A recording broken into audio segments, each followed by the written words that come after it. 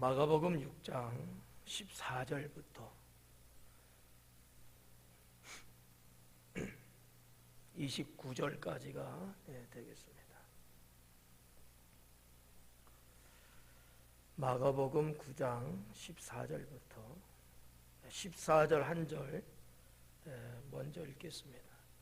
이에 그들이 제자들에게 와서 보니 큰 무리가 그들을 둘러싸고 서기관들이 그들과 더불어 변론하고 있더라. 아멘. 우리가 지난 시간에는 변화산에서 예수님 변형에 대한 말씀을 봤어요. 3주에 걸쳐서 우리가 13절까지 봤는데 오늘은 14절부터 기도의 능력이라고 하는 제목으로 강의를 하겠습니다. 14절에 있는 말씀 첫 단어가 이해라고 하는 단어예요. 이 이해라고 하는 단어는 어떤 시간적 의미를 나타내는 단어예요. 그러니까 13절까지 예수님이 변화산에서 변형된 사건이 이제 있었잖아요. 그리고 14절로 들어오는데 요 시간적 차이가 끊어지고 그런 게 아니고 이어진 상황을 말하고 있는 거예요. 예수님이 산에서 내려오시는 장면이 13절로 끝나거든요. 그리고 14절에 내려와서 보니까 사람들이, 무리들이 제자들하고 서로 변론하는 상황을 이제 보게 되는데, 그 이제 시간적으로 연결되는 그 의미를 갖고 있는 단어예요. 이해, 그러니까 바로 아니면 뭐 이어서 이런 의미의 단어죠. 이에 그들이 제자들에게 와서 보니, 그래요. 여기서 말하는 그들이라고 하는 이 그들은 예수님과 세 명의 제자들이 되겠습니다. 예수님하고 세 명의 제자, 예수님 변화산에 계실 때 세 명만 같이 갔다 그랬잖아요. 베드로, 야고보, 요한. 네 명이에요. 그래서 네 명이 갔다가 내려오는데 지금 베드로가 이 현장에 있었던 사람이잖아요. 그리고 이제 편지를 쓴 거 아니겠어요? 마가를 통해서. 그러니까 자기가 직접 본 상황에 대해서 이제 쓴 건데 마가를 통해서 마가가 이제 이렇게 기록한 거예요. 그들이 이 네 명 예수님과 세 명의 제자들이 이런 얘기예요. 그들이 제자들에게 와서, 그럼 여기서 말하는 제자는 남겨놓은 9명의 제자들이죠. 맞죠? 나 계산 잘했죠? 12명이었으니까 3명 갖고 9명 남아있었고, 이때도 역시 가룟 유다 있었어요. 또 가룟 유다는 또 안 됐다고 해서 빼버리고 그러지 말고, 아직은 뺄 때가 아니니까. 그래서 이제 9명의 제자들이 이제 밑자락에 있었는데 그 제자를 말하는 거예요. 그 제자들에게 와서 보니까 큰 무리가 그들을 에워싸고 있더라라는 거예요. 큰 무리, 뭐 큰 무리라고 하면은 뭐 정확한 명수는 없지만 뭐 한 몇백 명 정도는 뭐 될 수도 있고 말이죠. 1, 20명 갖고 큰 무리라고 하지는 않았을 거예요. 보통 작은 숫자를 말할 때는 그냥 무리라고 하는 복수를 그냥 써요. 복수. 집합 명사인데 그런 이제 복수를 단순하게 써요, 그냥. 근데 정말 많을 때는 큰 무리라고 하는 이러한 수식어를 또 이렇게 씁니다. 그래서 뭐 구약 성경에도 읽고 뭐 신약 성경에도 읽고 어디든지 다 그래요. 하늘은 몇 개죠? 하늘 몇 개예요? 하나죠. 근데 하늘은 워낙 커서 복수를 써요. 좀 이상하잖아요? 하나면 당연히 단수를 써야 되잖아요. 근데 복수를 쓰는 거지. 인간이 상상할 수 없을 만큼 어마어마하게 큰 거기 때문에 이럴 때는 유대인들의 그 문법이라고 할까? 그들은 이렇게 복수를 쓴다는 거죠. 땅도 마찬가지고. 크니까 하나인데 크니까 복수용들을 써요. 근데 여기서 이제 큰 무리라고 한 것은 어느 정도 자질구레한 뭐 몇 명 정도가 아니고 상당히 많은, 그냥 우리가 이렇게 눈으로 탁 봤을 때도 와 엄청나네. 이 정도 될 때 큰 물이라고 표현을 하는데 그 정도면은 몇백 명에서 몇천 명, 몇만 명이 이를 정도로 엄청난 숫자를 표현할 때 이제 크다라고 하는 단어를 씁니다. 자, 와서 보니까 큰 무리들이 그들을 에워쌌다라는 거죠. 여기서 말하는 앞에서 말한 제자들, 9명의 제자들을 말하는 거예요. 그들을 에워쌌더라라는 거죠. 우리 지금 성경에서는 둘러싸고 서기관들이 그들과 더불어 이렇게 문장이 이어져 가고 있잖아요. 근데 이어져 가는 것보다는 끊고 가는 게 훨씬 더 이렇게 받아들이고 해석하기는 쉬워요. 왜냐하면 지금 상황을 설명하는 게 에워쌌더라, 둘로 진을 쳤더라. 여기까지는 상황이에요 지금. 딱 보니까 그런 거야 지금. 그 다음에 넘어가서 뭐라 그래? 서기관들이 그들과 더불어 변론하고 또 있더라. 이렇게 이제 나눠서 보면 확실하게 뭔가 구별이 확 와요.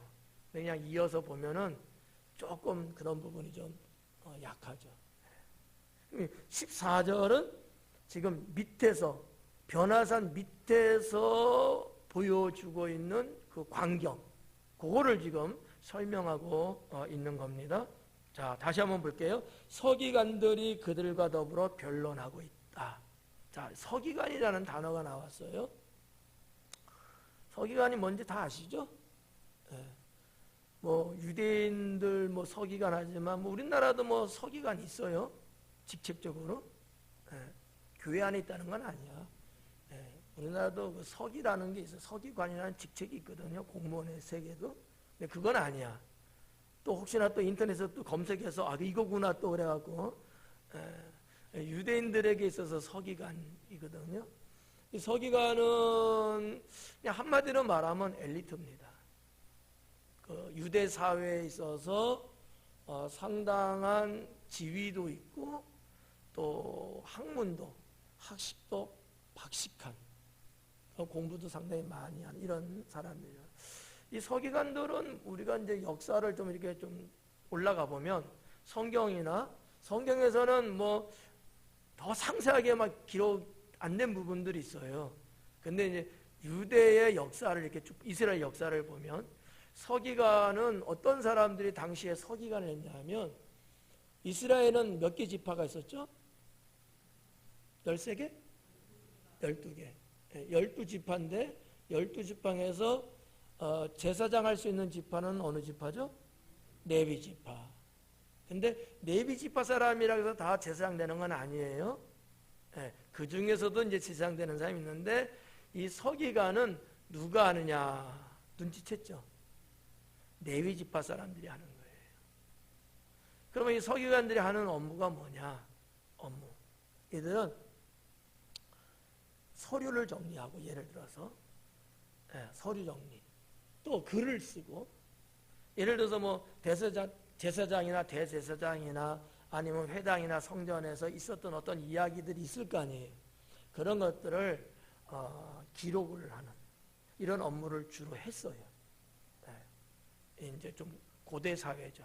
고대 사회 때는 그렇게 했고, 좀 후대 사회로 내려오면서는 그런 일뿐만 아니라 이제 하나님 말씀을 낭독도 하고 또 때로는 가르쳐 주기도 하고, 그러니까 그런 어떠한 그 문서를 보관하고 작성하는 행정 일만 했던 사람들이 시대가 좀 흐르면서 이제는 하나님 말씀을 읽어도 주고 가르쳐도 주고 이런 어떤 선생님 역할까지도 좀 하는 이러한 직책을 가졌다라고 보는 거죠. 서기관들은 그래서 후대 사회에서는 좀 하는 일이 좀 많아졌어요. 대신 그들의 어떤 이 지위도 상당히 이제 올라간 거죠. 옛날에는 성전의 일만 맡아서 했어요. 그냥. 왜냐하면 성전의 일을 하는 것도 아무 지파나 할 수는 없었거든요. 하나님이 레위 지파만 허락했거든요. 당연히 제사장도 레위 지파에서 나왔고, 제사장이 아닌 레위 지파 사람들은 성전의 업무를 봤어요. 다른 지파는 할 수가 없었어요. 그래서 이제 성전의 일만 했던 그들이 이제는 점차적으로 그렇게 또 신앙적인 부분도 관여하게 되는 이러한 사람들이 이제 서기관이었죠. 그러다 보니까 이들은 이제 당시에 유대 사회에 사내들인 공회가 있었다 그랬잖아요. 우리나라로 보면 국회의원들이에요. 서울에 여의도 국회의사당 있잖아요.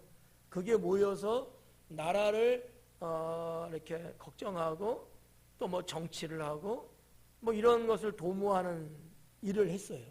사내들인 공회 사람들이. 근데 그들로부터 어떤 권세나 지위도 인정받고 또 백성들로부터 그렇게 또 이제 알려지고 당연히 백성들도 이제 그들을 좀 의식하고 의지하는 이런 어떤 중간 계층 정도에 있는 그러한 분들이 이제 서기관이었다는 사실이죠. 자, 이런 서기관이 지금 예수님 변화산 이 장소에 지금 와 있는 거예요. 많은 무리들 중에. 근데 일반 백성들은 뭐 예수님이나 예수님 제자를 붙잡고 시비를 걸고 뭐 이러쿵저러쿵 매주할 고주할 이러지는 않아요. 그냥 주님이 하시는 큰 사건들을 보면서 거기에서 이제 체감을 하고 또 은혜를 받고 복을 누리고 이 정도지 뭐 사사건건 시비걸 걸지는 않거든요. 우리가 지금까지 쭉 강해를 오면서 항상 누가 예수님을 딴지 걸었어요. 바리새인과 서기관이었더라 그랬잖아요. 그러니까 여기 지금 있는 서기관들도 어떻게 보면 야 나사렛 예수가 지금 저렇게 다니면서 그러는데 도대체 무슨 말 하는지 정탐해라. 보고해라. 이러한 명을 예루살렘부터 받아서 온 사람들이거든요. 뭐 저 시골 동네 갈릴리 이제 변화산을 제가 다볼산이라고들 많이 지금까지 보고는 있었지만 이 변화산이라는 것이 헐몬산일 확률이 높다. 제가 그 말씀 드렸잖아요. 그거는 갈릴리 지방 북단에 있는 산이기 때문에 예루살렘하고는 거리가 멀어요. 그래서 파송을 받은 거야. 근데 이 시골 동네에 당시에 서기관 정도의 사람들이 상주하고 막 있지는 아마 거의 없을 거예요. 네. 뭐 우리나라도 글쎄요 공무원법에 서기관 정도면 몇 급 되는지 모르겠지만 한 5급, 6급 될까? 어느 정도는 그래도 급이 있는 직책인데 그 당시도 역시 서기관은 그 사회 구조적으로 꽤나 괜찮았거든요. 네. 하여튼 명을 받고 왔는데 그 사람들이 뭐 그게 시골 동네에 상주하고 일지는 아마 안 했을 것 같고 어쨌든 그러한 업무를 하달 받아서 와서 지금 변론하는 거. 이게 지금 변론이라고 지금 기록됐잖아요. 원어에 보면 변론이라는 단어보다는 논쟁이라는 단어거든요. 논쟁이 뭐예요? 말을 주거니 받거니 하면서 투닥투닥 하는 거예요 지금. 그게 이제 논쟁인데 누가 하겠어요? 하은이 갈까? 아니란 말이야. 그러니까 이게 서기관들이 그래도 배움이 있고 급이 있고 자기 이제 맡은 게 있으니까 이들이 전면에 나서서 아마 했을 거예요. 그것이 이제 14절의 이제 내용인 거죠. 서기관들이 그들과 더불어 변론하고 있더라. 그러니까 14절은 어쨌든 지금 그 상황에 대한 것을 기록한 것이라고 보시면 될 것 같아요. 15절에 보니까 온 무리가 곧 예수님을 보고 매우 놀라며 달려와 문안하거늘 그래요. 자, 여기서 온 무리가라 그래서 이것도 상당히 온이라는 것도 사실은 뭐라고 해야 되지? 대표성이 있는 용어예요. 대표성. 그러니까 온 하면은 뭐예요? 모두를 말하는 거잖아. 그럼 거기에 예를 들어서 1000명이 있었다. 1000명이 다 받겠느냐? 그러지는 않았을 거야. 999명이 왔지 뭐. 그렇지만 우리가 그냥 다 라고 표현하잖아. 회의하고 결의할 때도 뭐 이렇게 손 들고 뭐 대충 나갔을 때 다 뭐 만장일치 뭐 이러잖아요. 그런 것처럼 온 무리야, 그러니까 거의 다 모든 사람이 예수님한테로 달려온 거는 맞아. 근데 재미있는 표현이 뭐냐면 예수님을 보고, 온 무리가 예수님 보고 매우 놀라며 달려왔대요. 네. 놀라며 달려온 거야. 놀랬다는 얘기는 무섭고 두려워서 놀랐다 이런 게 아니고 예수님을 만나는 것에 대한 반가움. 지금 자기들이 왔을 때는 예수님 계셨어요, 안 계셨어요? 안 계셨거든요. 그분을 우리가 뭐 만나고 갈지 못 만나고 갈지 모르는 상황이거든요. 근데 상당한 기대치를 갖고 온 거예요. 이유는 몰라도. 예. 근데 그 예수님이 지금 자기들 앞에 나타나고 있는 거예요. 저기서부터 지금 오고 있는 거예요. 그거를 보고서 그들은 반가움의 놀람이죠. 와! 막 이런 거지. 아이돌처럼. 나만 그러네. 참. 제가 느낄 때는 그런 거예요. 저쯤에서 오니까 벌써 딱 알아채고 사람들이 와! 뭐 이러면서 가는 건데, 이 놀랐다는 그 놀라움은 마치 이적을 보는 것 같이 신기루를 만난 것처럼 예상하지 못한 것을 얻은 자가 느끼는 감정적인 것을 아마 마가는 이 단어로 표현을 했던 것 같아요. 그래서 이제 놀라며 달려와 문안했다는 거죠. 안녕하쇼, 우리 충청도 버전으로 그랬을 것 같아요. 뭐 어떤 애들은 예수님 이랬을 것 같고, 다양한 아마 자기 감정 표현을 하지 않았겠는가. 왜냐하면 지금 마가는 상당히 나름대로의 그 광경에 대한 것을 베드로부터 이야기를 들을 때 이런 표현을 쓴 거야. 문안했다는 표현을 쓴 거예요. 문안은 뭐예요? 인사했다는 거 아니에요. 많은 사람들이, 대부분 사람들이 그랬다는 거야. 뭐 와서 뭐 머리를 뭐 꾹뻑였든지 뭔가 이런 모습을 베드로는 봤을 거야. 그 본 그대로 그것을 편지에 쓰는데 마가가 그것을 이제 쓴 거니까 그 상황을 여러분들이 마치 지금 영화 한 편을 보는 듯하게 영상을 머릿속에 그리셔야 된다는 거지. 네. 나중에 한번 말할 수 있겠죠? 네. 그 내용 15절까지, 여기까지는 순 다 납니다. 16절 예수님께서 물으시되, 그래요. 자, 그렇게들 와서 예수님께 인사하고 문안을 하니까 예수님이 그들에게 물으시는 거예요. 너희가 무엇을 그들과 변론하느냐? 자, 여기서 너희가 무엇을 그들과 변론, 너희가라는 얘기는 서기관도 포함된 무리들이에요. 그리고 거기 나오는 그들과라는 것은 제자들이죠.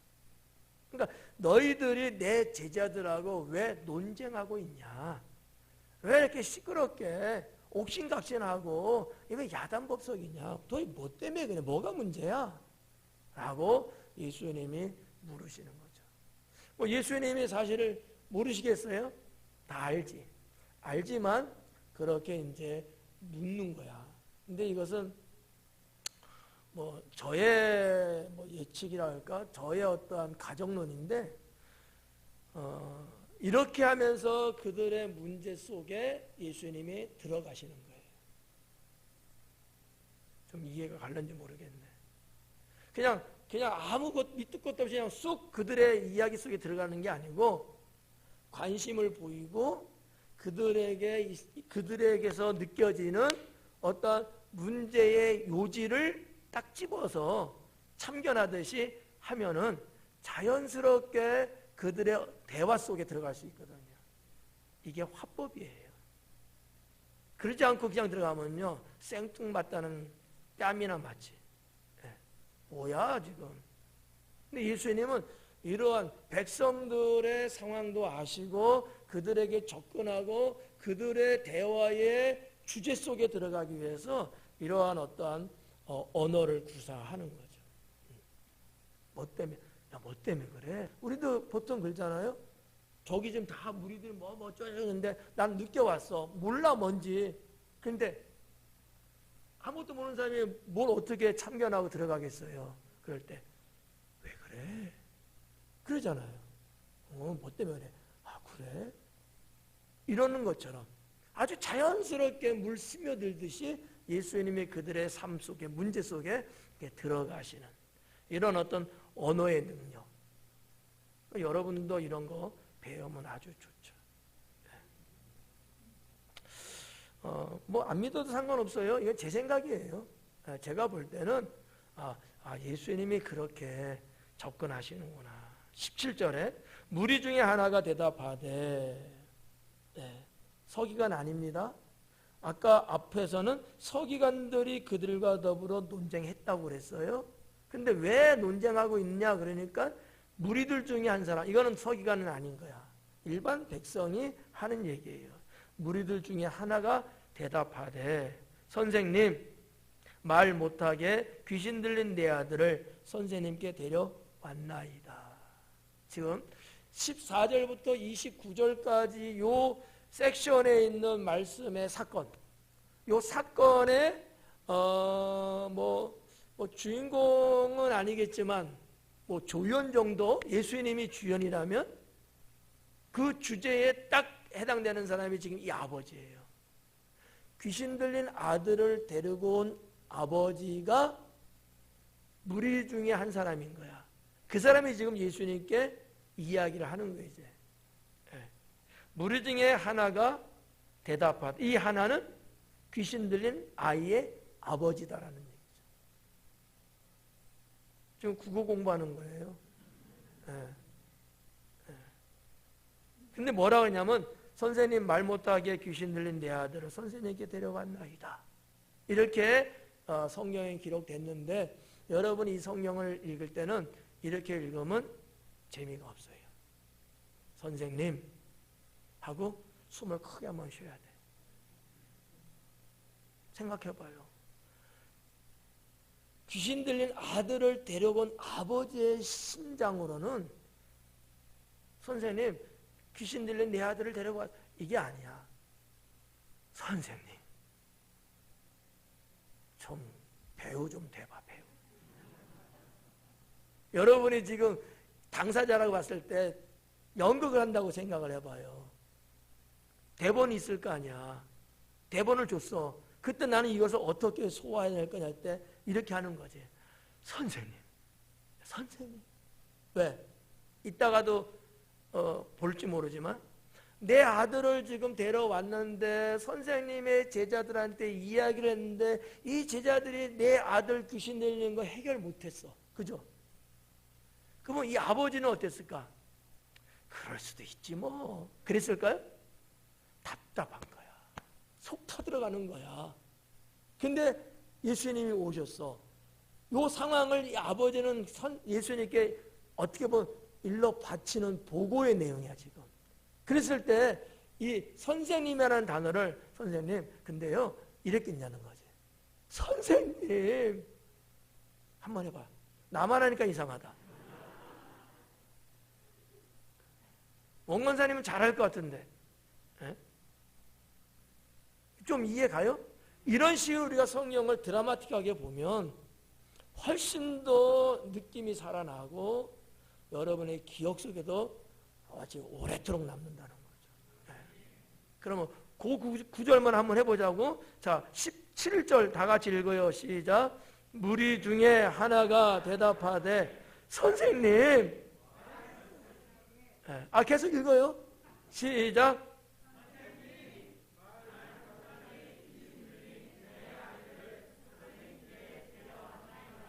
아멘. 그렇게. 선생님. 이렇게. 선생님, 이렇게 하지 말고. 말 못하게 귀신 들린 네 아들.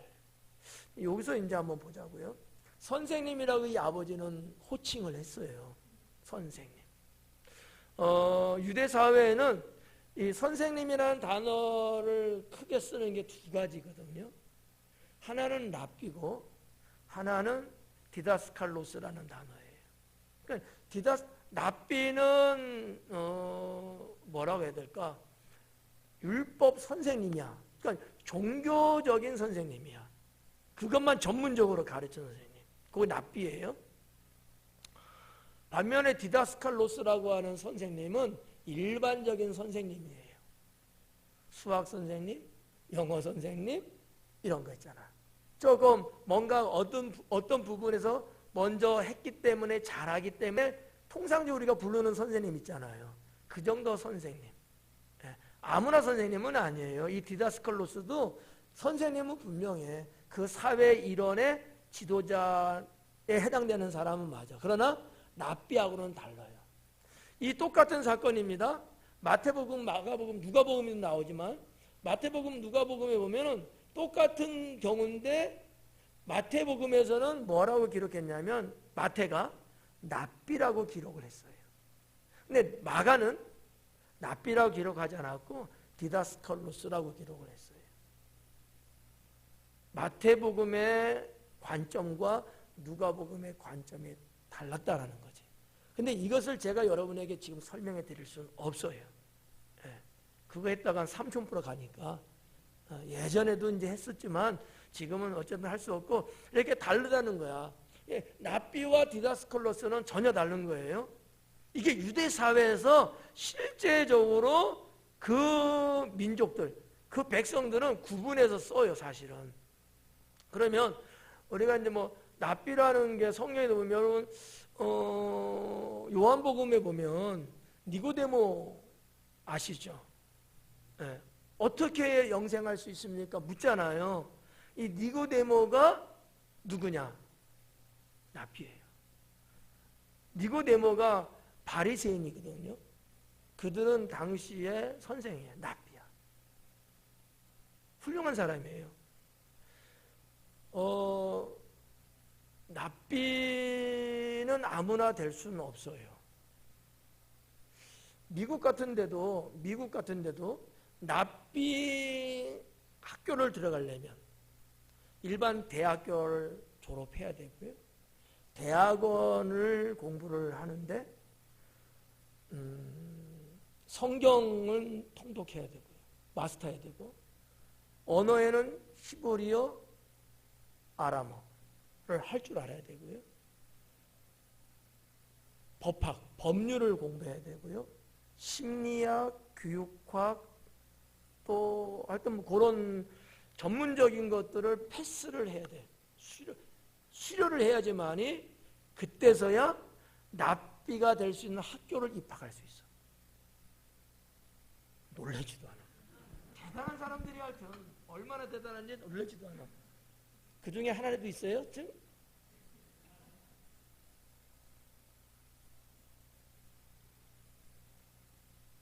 제가 옛날에 똑같은 건 아니지만 옛날에 서울에서 요 얘기를 한번 해줬어요. 납비가 되려면 얼마나 이게 힘든 과정이 이야기를 해주는데 그때 애들은 그래요?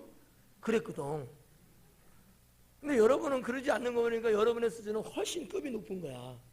이미 다 뭐 통과됐잖아. 그것도 조용하다. 하여튼 이 납비는 그 정도로 그 유대 사회에 있어서 하이칼라는 거죠.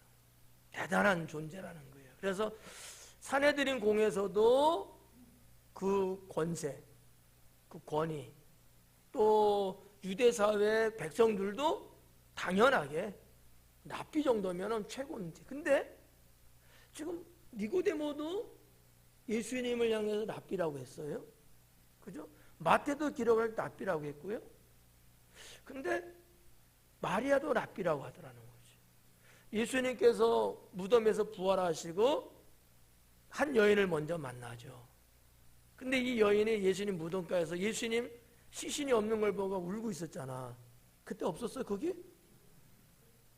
울고 있으니까 예수님이 그 여인에게 가까이 가셔서 여자여 왜 울고 있느냐 그러니까 납비요. 근데 그 성경에 납비요 그러지 않고 납오니 이래요. 납온이라는 게 나의 선생님이요 이런 얘기거든. 아람어예요. 납오니. 그냥 우리말로는 그냥 납비요 이런 거야. 똑같은 거. 나의 선생님. 근데 이제 조금 과장하게 번역하면 나의 하나님이라는 것까지도 번역이 가능한 것이 납이라는 단어거든. 납비 똑같아요. 납은 선생님, 납비, 납오니는 나의라는 소유권을 갖고 있는 단어거든요. 그러니까 마리아도 그렇게 고백을 했어요. 그러면 정말 예수님은 이 엄격한 납비의 자격증이 있느냐? 없어요. 그럼에도 불구하고 유대 사회에 나름대로의 사람들은 예수님을 향하여 랍비라고 호칭을 했다고 하는 사실이에요. 그 왜 그랬을까? 그만큼 예수님은 이미 검증이 됐다는 거예요. 검증이. 첫 번째 검증이 언제죠? 12살 때 예루살렘 성전에서 바리새인 서기관들과 논쟁을 하잖아. 성경을 가지고. 그때 그 대단한 그분들도 예수님 말씀을 따라갈 수가 없었어. 그러니까 이미 그 사회에서는 나사렛의 예수라고 하는 이 존재는 그냥 일반적인 디다스칼로스 정도가 아니고 그 사회의 어느 하이칼라층에 있는 랍비 정도로 인정하고 있었다는 거예요. 네. 그런 거죠. 근데 이제 여기는 지금 이 아이의 아버지는 뭐라고 했다고요? 원어는 말 안 해도 돼. 외울 수가 없잖아. 디다스칼로스. 자, 디다스칼로스인데 선생님 그런 거야. 그러면 우리가 볼 때에 자, 예수님을 여러분들은 뭐라고 호칭을 해요? 주님 이러잖아요. 근데 이 아버지는 예수님을 그런 분으로 믿지는 않아. 믿지 않아. 그냥 대단한 분이라고만 본 거야. 납비라고도 부를 수가 없었어. 그것도 몰라. 근데 들은 바에 의하면 귀신도 고쳐주고 병자도 고쳐주고 대단한 이적도 행하고 이러는 거야. 그러니까 납비라고 부를 수는 없는 거지. 그렇지만 디다스칼로스는 부를 수 있었던 거예요.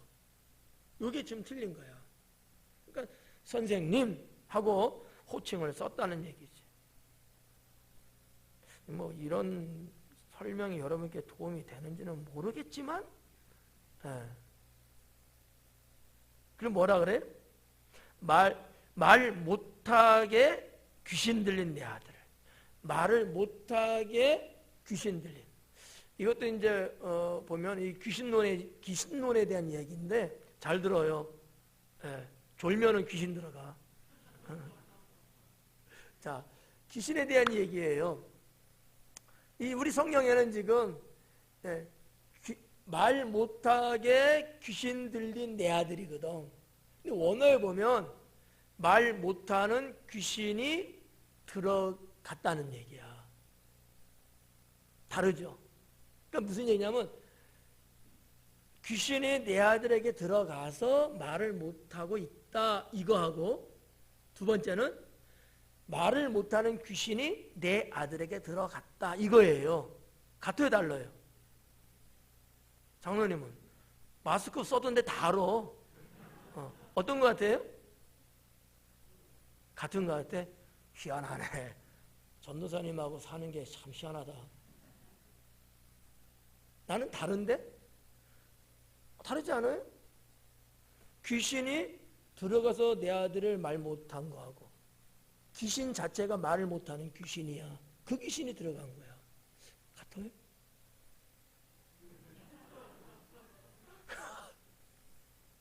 이거 패스해야 되겠다 그냥. 근데 뭐 이거든 저거든 우리가 보는 데는 상관은 없는데 유대 사회에 수없이 많은 귀신들이 역사를 한 것이 성경에 기록됐잖아요. 그렇다고 볼 때 유대인들은 귀신의 다양한 것들을 많이 경험을 갖고 있는 거예요.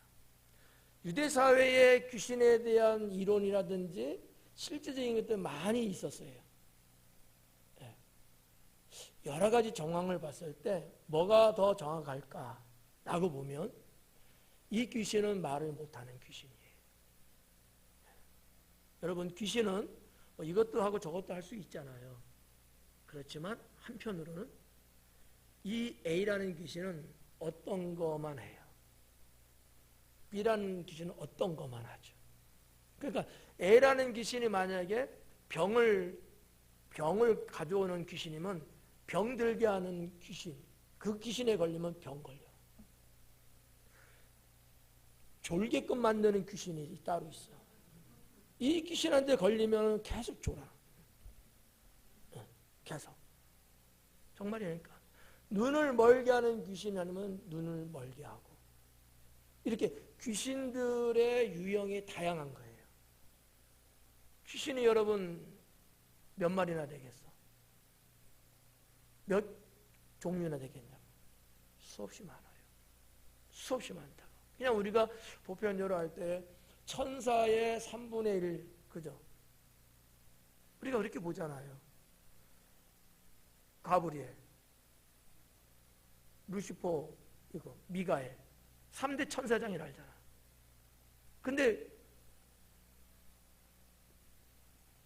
천사장이 3개인데 그 중에 루시퍼가 자기의 시야의 천사들 다 데리고 귀신이 돼버리는 거야. 얼마나 많겠어요? 엄청나게 많거든. 하여튼 이 귀신의 역사가 엄청나게 많은 거예요. 근데 여기서 볼 때 제가 지금 귀신론을 여러분에게 강의하는 건 아니고 원어에 기록되어 있는 것을 그대로 보면 말 못하는 귀신이 내 아들에게 들어갔습니다. 이렇게 돼 있다는 거지. 말 못하는 귀신이야. 근데 여기는 말 못하게 귀신 들린 아들 이렇게 돼 있거든요. 요거는 원어에서 조금 빗나갔어요. 아마 우리 한국 사람 좀 의식에 좀 맞게끔 아마 번역을 한 것 같아. 원어보다는 이렇게 이제 기록을 했습니다. 그러면 뭐라 그래? 그런 내 아들을 선생님께 데려왔나이다. 그런 거죠. 왜 데려왔을까요? 그렇죠. 예수님에 대한 소문을 들었어요. 근데 예수님이 귀신도 내쫓더라. 이 아버지가 예수님을 여러분들처럼 메시아로 믿었을까요? 안 믿었을까요? 안 믿었어요. 믿었다면 디다스칼로스라는 단어를 쓰질 않았을 거예요. 단지 내 아들이 저 나사렛 예수라고 하는 자에게 가면 귀신이 나갈 거라는 그 믿음은 있어 온 거야. 이 믿음도 없다면 오지 않았지. 그 믿음은 있었던 거야. 그 믿음은. 예. 그러니까 이 아버지가 이 아들을 데려왔다. 믿음이 있어요. 근데 이 믿음은 구원받는 믿음은 아니다. 아들 고침받을 수 있다고 하는 능력에 대한 믿음인 거예요.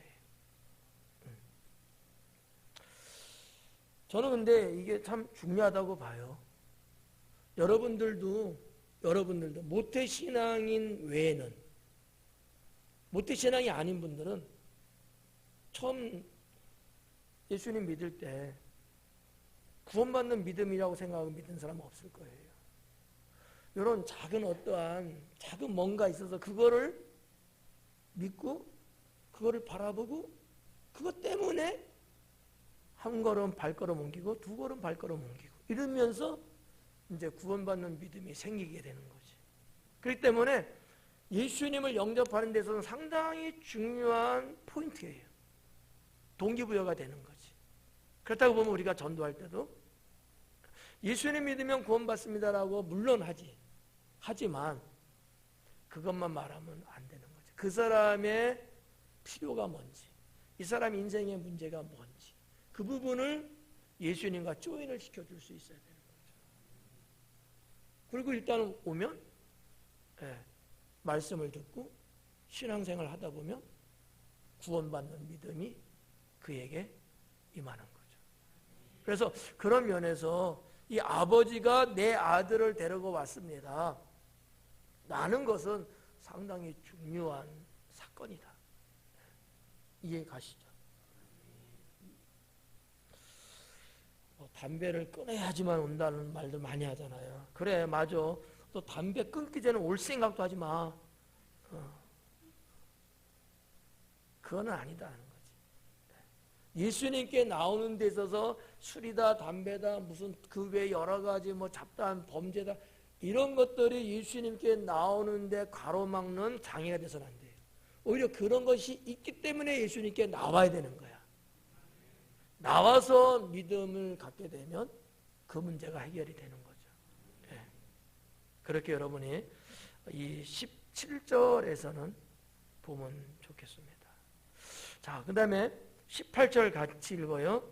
귀신이 어디서든지 그를 잡으면 거꾸러져 거품을 흘리며 이를 갈며 그리고 파리에 지는지라. 내가 선생님의 제자들에게 내쫓아 달라 하였으나 그들이 능히 하지 못하더이다. 아멘. 18절 말씀에 보니까 이제 아버지가 있었던 내용을 이제 설명해 주는 거예요. 예수님께. 뭐라 하냐면 귀신이 어디서든지 내 아들을 잡으면, 내 아들이 뭐를 하고 있을 때나 어디에 있을 때나 귀신이 내 아들을 잡으면, 이런 표현이에요. 자, 여기서 한번 귀신은 말이죠. 이쪽 보고 말할게요. 저희 귀신이 있는데 이쪽에 누가 있어요. 이 귀신이 들어갔어. 그러면 귀신이 들어갔다고 해서 이 사람이 하루 24시간 내내 1년 365일 내내 귀신 들린 미친 짓을 하고 발작을 하고 막 그렇게 사느냐? 그렇지 않아요. 요동칠 때만, 귀신이 역사할 때만 유독 그렇게 하거든요. 이해가죠? 여기 내용에서도 그런 거를 볼 수 있는 거예요. 어디서든지 내 아들을 이렇게 한다는가. 근데 귀신은 얼마든지 그렇게 해. 왜? 이미 귀신이 그 안에 들어갔어. 그래서 우리가 실질적으로 귀신 들린 사람들을 보면 어떨 때는 멀쩡해요. 근데 어떨 때는 이상한 짓하고 사람같이 가요. 어떨 때는 눈동자 봐도요, 아주 눈동자가 진주처럼 빛나. 근데 어떨 때는 눈동자가 돌아가 버렸어. 그래서 동태눈 같아. 이 눈동자가 초점을 잃었어. 저는 귀신 들린 사람을 보기도 했고, 또 반면에 귀신을 내쫓기도 해서 알아요. 귀신을 접해봤으니까. 그렇더라고요. 근데 그 사람을 우리가 이제 추적 관찰을 하거든요. 그러면 늘 그러질 않아. 어떨 때는 성성해. 어떨 때만 유독 또 막 그래. 이러거든요. 귀신 들리면. 그러니까 여기서 지금 이 아버지가 하는 얘기가 그거예요. 귀신이 어디서든지 그를 잡기만 하면. 이 잡는다는 얘기는 무슨 얘기예요?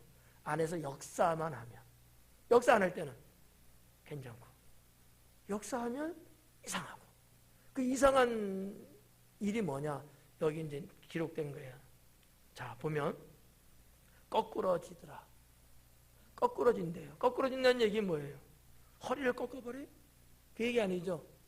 그냥 땅바닥에 곤두박질 친다는 거야. 혹시 여러분들 중에 귀신 들려서 그렇게 행동하는 거 본 적 있어요? 행복한 여러분들. 추한 거 안 봤으니까. 근데 이 귀신 들리면 발작을 하잖아요, 귀신이. 그러면 그냥 이게 돌 있죠, 바위. 그것도 그냥 막 박아요. 자기 뭐 이렇게 뭐 다칠까봐 뭐 전혀 그런 거 생각 못 해. 자기 정신이 아니거든. 귀신에게 잡혔기 때문에 갑자기 가다가 콱 하고 막 그런다는 거지. 예. 뭐 거라사 강인을 여러분들이 또 성경에서는 기억하고 있을 텐데 똑같아요. 상당한 뭐 힘을 발휘하고 도저히 사람으로서는 감당할 수 없는 괴력을 지니고 있잖아요. 예.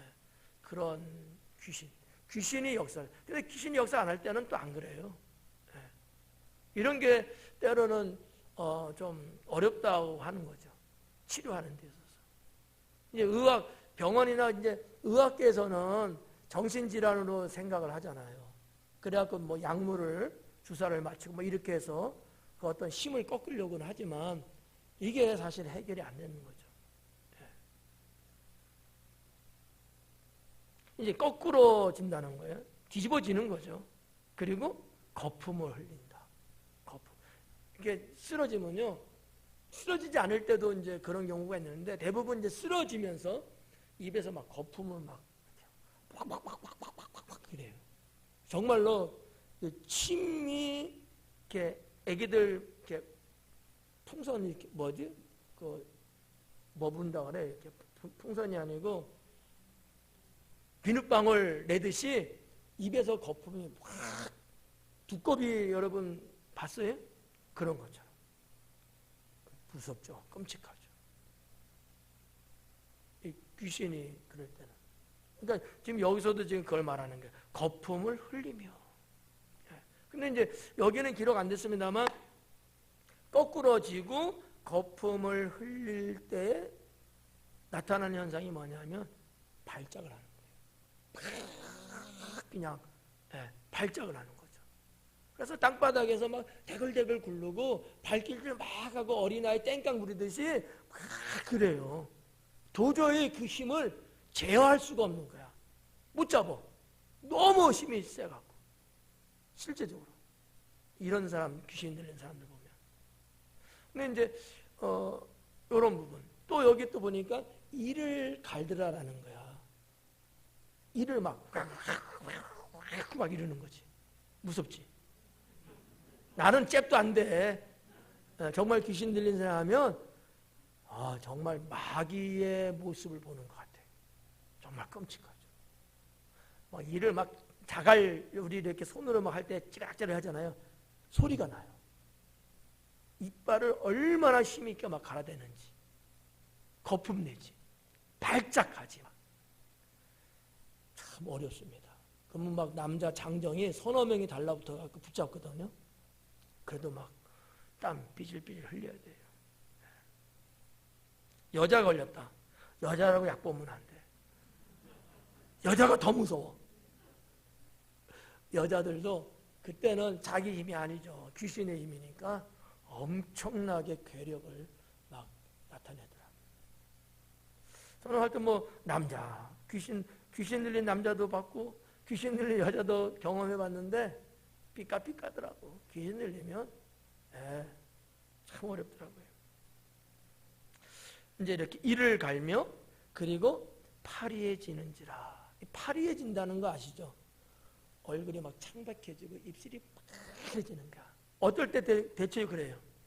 숨이 막 넘어가. 그럴 때 있잖아요. 사람이. 그런 적이 없나 보구나.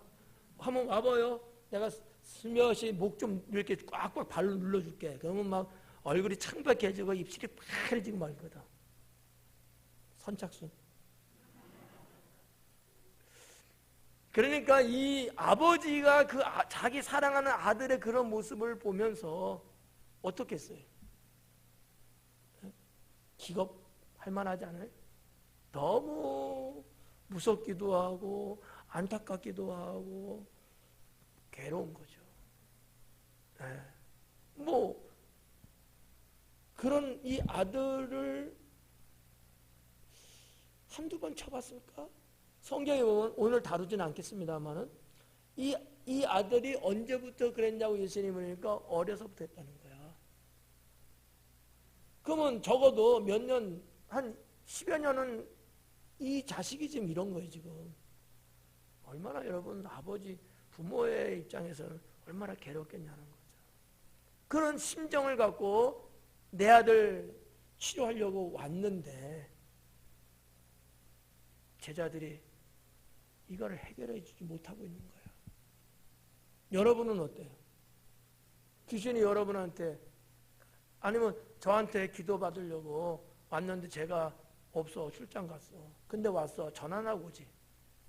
근데 와갖고 여러분한테 그래도 집사님이네, 권사님이네, 장로님이네, 안수 이렇게 해서 했는데 여러분들 눈만 멀뚱멀뚱 쳐다보면서 있는 거야. 그 데려간 부모의 심장은 터지지 않겠냐는 거지.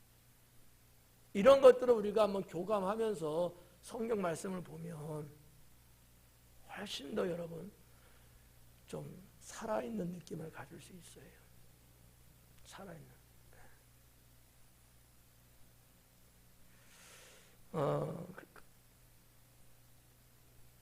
파리에 지는지라 내가 선생님의 이제 파리에 지는 내가 선생님의 제자들에게 내쫓아 달라 하였으나 그들이 능히하지 못하더이다. 능히하지 못하더라는 거죠. 자, 우리가 이제 여기서 보면 여기는 지금 뭐 어떠한 병명에 대한 것은 마가는 기록을 안 했어요. 근데 마태는 같은 사건인데 이 아이의 병에 대해서 이야기를 해요. 간질병이라고 기록을 합니다.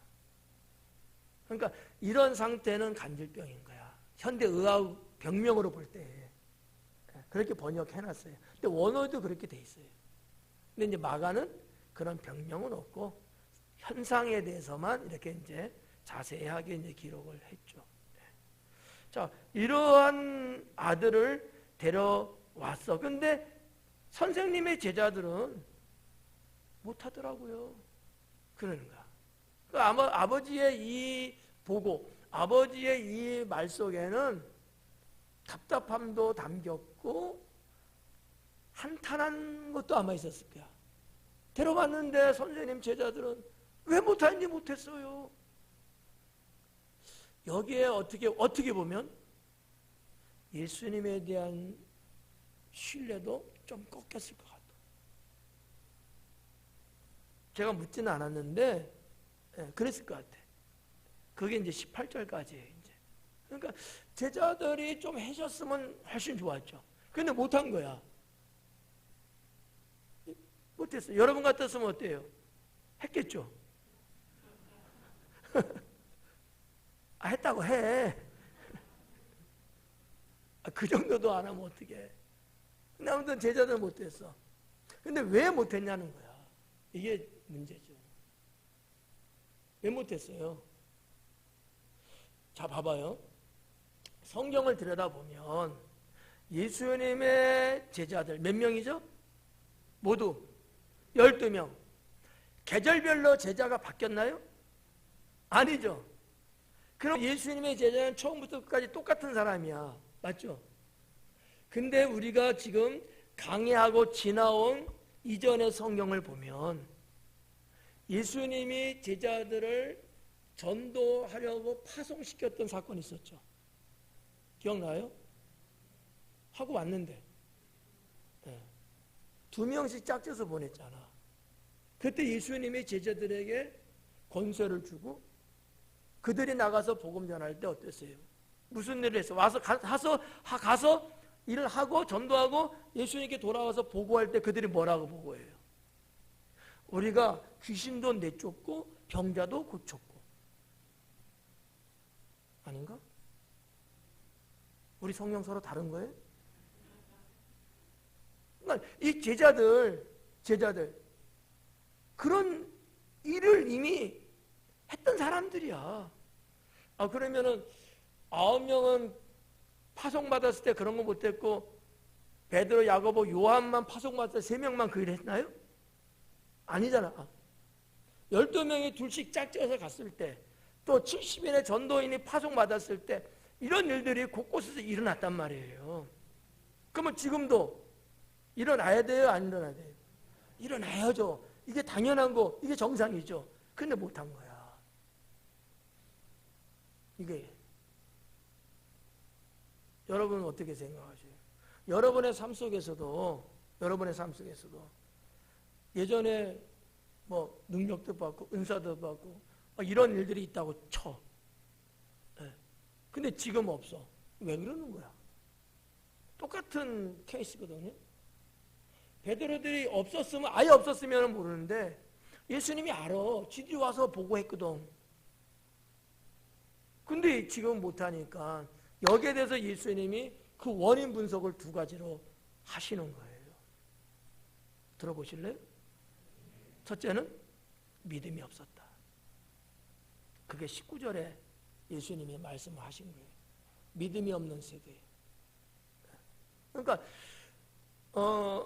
왜 귀신을 못 쫓아냈느냐? 예전에 너희가 했잖아. 근데 왜 지금 못한 거야? 믿음이 없었던 거예요. 그때서부터 지금까지의 이 시간적 간격은 있죠. 주님이 주신 그 믿음의 능력을 계속해서 유지하고 충만하게 와야 되는 거잖아. 이게 안 됐던 거지. 예. 이거와 맞물려서 하나 더 생각할 수 있는 게 뭐냐면 그때는 왜 됐느냐라는 거죠. 파송받았을 때 그때는 왜 귀신을 내쫓을 수 있었느냐. 예수님 이름으로 했기 때문에, 주님이 주신 권세를 가지고 했기 때문에. 그러면 지금은 왜 안 된 거예요? 성경에 기록된 바는 없지만 비교를 둘로 딱 비교했을 때 그들은 주님의 이름으로도 아니고 주님이 준 권세로도 아니고 자기들의 인간적인 거로 하려고 실패한 것 아니겠는가라는 거죠. 오늘날 우리도 마찬가지입니다. 하나님의 능력이 여러분을 통해서 나타날 수 있어요, 없어요? 자신이 조금 부족한가? 두 번째, 하나님 능력이 오늘날에도 여러분을 통해서 나타날 수 있어요, 없어요? 분명해요? 네. 뭐가 필요할까요? 믿음이 필요한데 그 믿음이라는 개념 안에는 예수님 이름으로 행하는 믿음, 주님이 주신 권세를 가지고 행하는 믿음. 그러니까 예수님이 무슨 말씀하셔요? 너희가 내 이름으로 무엇이든지 하면 내가 그대로 시행하리라. 너희들이 무엇이든 내게 구하면, 예수님 이름으로 무엇이든지 구하면 내가 그대로 되게 하리라. 그러잖아요.